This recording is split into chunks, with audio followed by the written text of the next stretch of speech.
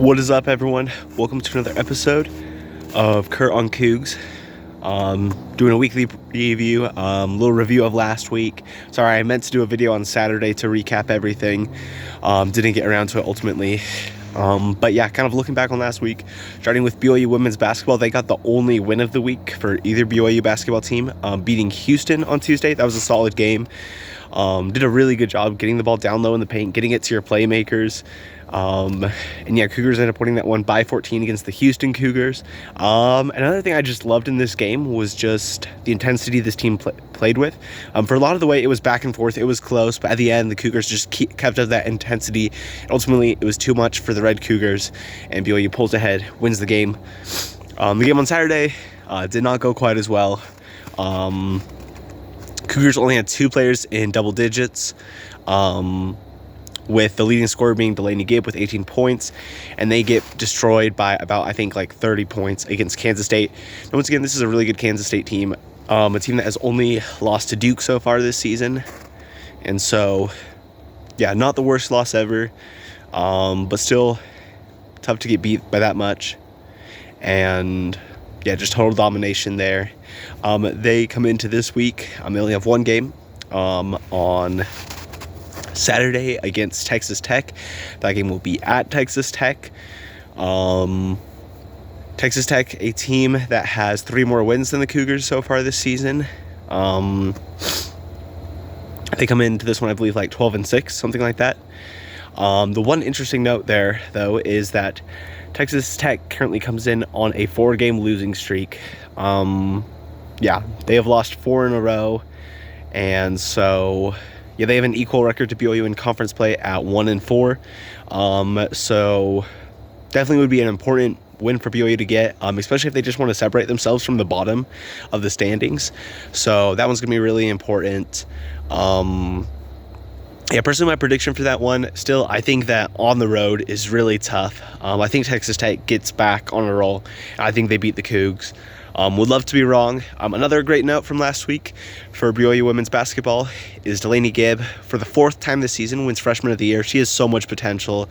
A lot of this team, if you look at them, very young. You got players like Cambry Barber, Cannon, and Amari Whiting, lots of young players. So this is a squad that I believe in a few years could grow into being an NCAA tournament squad. For this year, I'm not super confident about that. I think they could make it to some postseason tournaments. Still remains to be seen which one. And yeah, kind of my outlook at this point for them. They have 4 games before the end of the month. So that's kind of the timeline I'm looking within. And so they go on the road against Texas Tech. And then next week against Iowa State, and they end the week at home against number 23 Utah, and then they also have a home game against Colorado. So overall, pretty decent stretch right there. And I would say it'd be really good just to come out of that 2-2. If you can get 2 wins out of that, especially if one of those could be against Utah, that'd be good to beat your rivals, get a ranked win, put a little more meat on the resume. And so, yeah, I think 2-2 would be really solid. But yeah, so that's my outlook right now for BYU women's basketball. Now on the men's side of things, last week was a tough one. 2 close games that BYU was in until the end. Ultimately, some late plays doomed them in both of these. Starting off with the game against Texas Tech. Their big shortcoming in this one was free throw and 3-point shooting. Just really struggled hitting it from that mark. And late in the game, Texas Tech just goes on a run. BYU in the meantime had very little offense, and just allowing offensive rebounds at the end. Just too many second chance points for Texas Tech. Ultimately, the Cougars lose that one by 5. That was a tough loss. A quad 1 loss to a team that took the best team in the conference, in my opinion, and possibly in the nation, Iowa State, into overtime on Saturday. So not a terrible loss losing to Texas Tech, but definitely would have hoped for better result there. And then on Saturday, playing at TCU, this game looked a lot more manageable. It was close. BYU had some really good runs in there. They went on a 14-1 run, for example, to end the first half. And Richie Saunders looked great out there, scoring 26. Ultimately, in this one, they pretty much outplayed Texas Christian University, TCU, in pretty much every aspect of the game, except for turnovers. Had 16 turnovers, and I believe TCU only had 6 or so.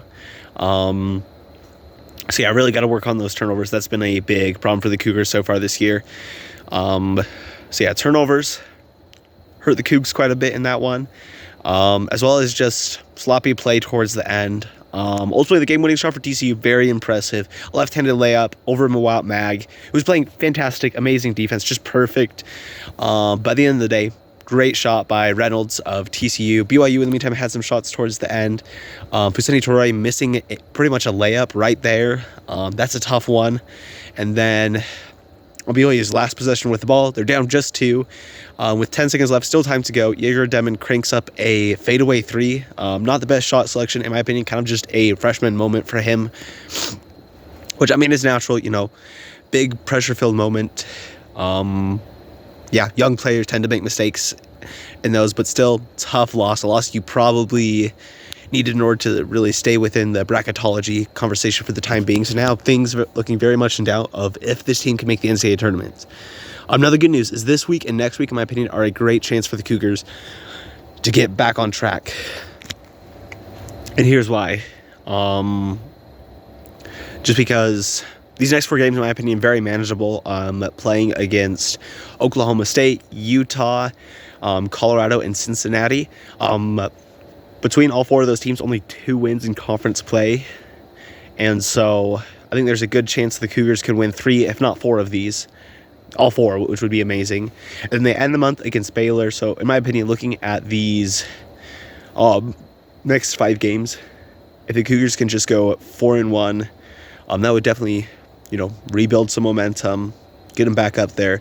5 wins to close out the month, and I think that we're probably looking at a team that is back in bracketology projections. Yeah, Baylor, definitely the toughest game of those. They're currently ranked 25th. Outside of that, playing at Utah is going to be pretty tough, so I think that's probably the second toughest game of the stretch. Focusing specifically on this week, though, tonight against Oklahoma State. Very interesting matchup. This is a team that likes to play a lot of press on defense, a team that forces a lot of turnovers.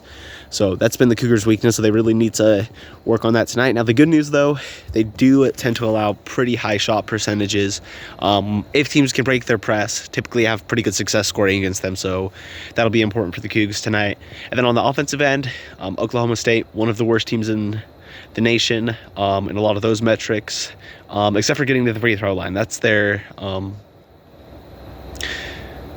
that's what's been their best thing so far this season. So those 2 things, in my opinion, will be deciding factors for the Cougars. I guess I'm saying also just overall throughout the week, a lot of it's going to be about just not allowing second chance points. That'll be number 1. I know that's not directly connected to either of those. And then also the whole turnover thing. Just don't turn the ball over that much. Yeah. And part of the reason why I say it's so important to also, not give up too many second chance points, I feel like that's going to be very important in Saturday's game. That's going to be at Utah. Utah, in my opinion, not a very good basketball team this year. But they do have some talented players and can definitely pose a challenge, especially with this game being at the Huntsman Center. And so, yeah, looking at this one, probably the thing that stands out to me the most is that Utah has a similar strength to BYU. Both teams are really good at rebounding, so I think it's going to be really important to keep Utah off the offensive glass, not allow too many second chance points. And if the Cougars do that, I believe they come out with a win. And so my prediction for this week, I think the Cougars go 2-0. I think they get back some momentum, beat Oklahoma State tonight, and then beat Utah on Saturday. And so, yeah, and then I just realized I also didn't make my deciding factor picks for BYU women's basketball, so I'm going to go with just overall go down low in the paint. That's where BYU has had a lot of success this season, so if they can do that, I think they have a pretty good shot.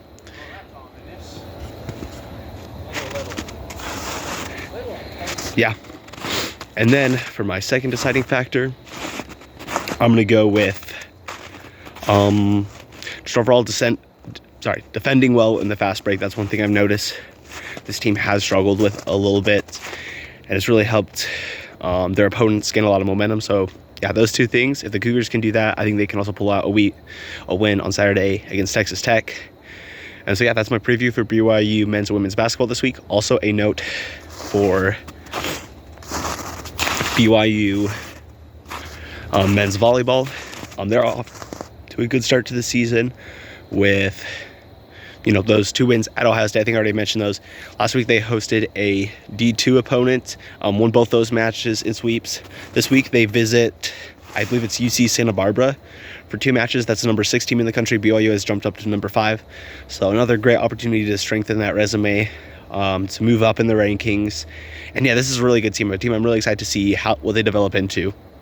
So that's all for tonight. And yeah, go Cougs.